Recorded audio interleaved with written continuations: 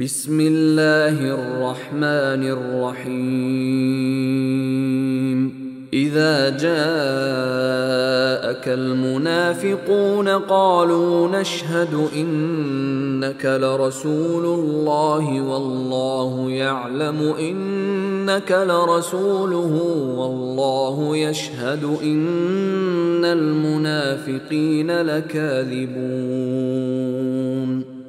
اتخذوا أيمانهم جنة فصدوا عن سبيل الله إنهم ساء ما كانوا يعملون ذلك بأنهم آمنوا ثم كفروا فطبع على قلوبهم فهم لا يفقهون وإذا رأيتهم تعجبك أجسامهم وإن يقولوا تسمع لقولهم كأنهم خشب مسندة يحسبون كل صيحة عليهم هم العدو فاحذرهم قاتلهم الله أنى يؤفكون وإذا قيل لهم تعالوا يستغفر لكم رسول الله لووا رؤوسهم ورأيتهم يصدون وهم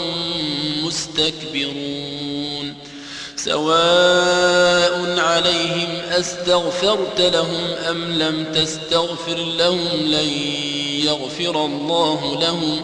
إن الله لا يهدي القوم الفاسقين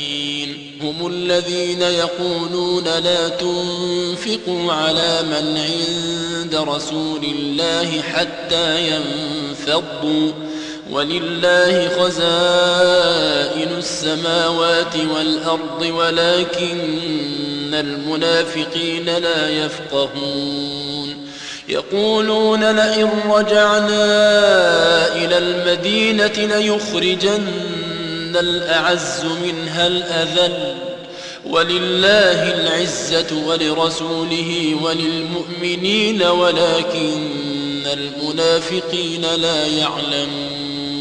يا أيها الذين آمنوا لا تلهكم أموالكم ولا أولادكم عن ذكر الله ومن يفعل ذلك فأولئك هم الخاسرون وأنفقوا مما رزقناكم من قبل أن يأتي أحدكم الموت فيقول رب لولا أخرتني إلى أجل قريب فأصدق وأكن من الصالحين ولن يؤخر الله نفسا إذا جاء أجلها والله خبير بما تعملون